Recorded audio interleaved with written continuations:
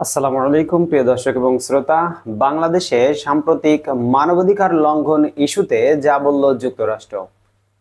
সাম্প্রতিক বাংলাদেশে উদ্বেগজনক একটি বিষয় হয়ে দাঁড়িয়েছে মব জাস্টিস ও বিচার বহির্ভূত হত্যা।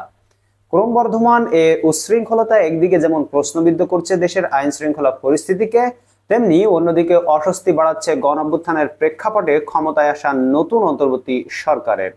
সবশেষ ব্যাপারটি নিয়ে উদ্বেগ প্রকাশ করেছে যুক্তরাষ্ট্র। একই সঙ্গে মানবাধিকার লঙ্ঘনের এসব ঘটনায় জড়িতদের দ্রুত জবাবদিহিতার আওতায় আনার দাবিও জানানো হয়েছে দেশটির পক্ষ থেকে।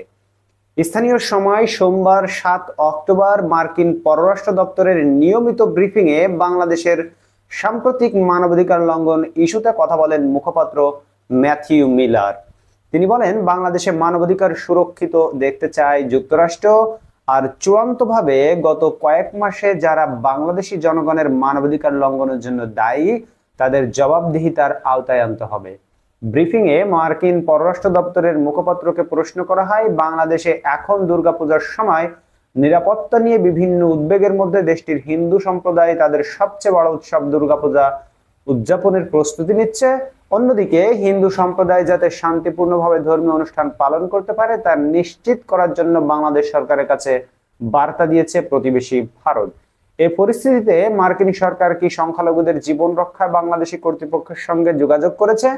জবাবে মিলার বলেন, অবশ্যই বাংলাদেশের সংখ্যালঘুদের অধিকার সুরক্ষিত দেখতে চায় যুক্তরাষ্ট্র, আর একথা সারা বিশ্বের ক্ষেত্রেই সত্য। আরেক প্রশ্নে বলা হয়, বাংলাদেশে ক্রমবর্ধমান উচ্ছৃঙ্খল জনতার সহিংসতা, মব ভায়োলেন্স ও বিচার বহির্ভূত হত্যার লিঞ্চিত ঘটনা নিয়ে ফ্রান্স ভিত্তিক মানবাধিকার সংস্থা জেএমবিএফ এর জরুরি আহ্বানের প্রতিক্রিয়ায় যুক্তরাষ্ট্র কি কোনো সুনির্দিষ্ট পদক্ষেপ নেবে?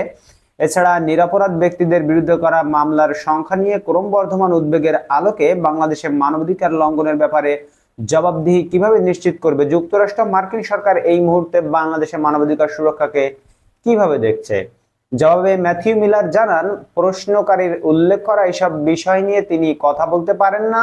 জবাবে তিনি বলতে পারেন, মাত্র 2 সপ্তাহ আগেই নিউ ইয়র্কে জাতিসংঘের সাধারণ পরিষদের অধিবেশনের ফাঁকে বাংলাদেশের প্রধান উপদেষ্টার সঙ্গে বৈঠক করেছেন মার্কিন পররাষ্ট্রমন্ত্রী। মার্কিন পররাষ্ট্র দপ্তরের মুখপাত্র আরো বলেন, এই বিষয়ে স্পষ্ট করে দেওয়া হয়েছে যুক্তরাষ্ট্র মানবাধিকার সুরক্ষিত দেখতে চায়, আর চূড়ান্তভাবে গত কয়েক মাসে যারা বাংলাদেশি জনগণের মানবাধিকার লঙ্ঘনের জন্য দায়ী তাদের জবাবদিহিতার আওতায় আনতে হবে।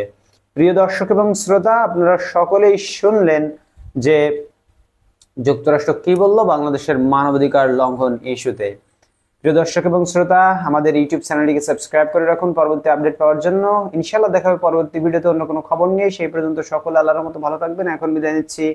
আল্লাহ হাফেজ, এবং আমাদের চ্যানেলটিকে সাবস্ক্রাইব করতে ভুলবেন না।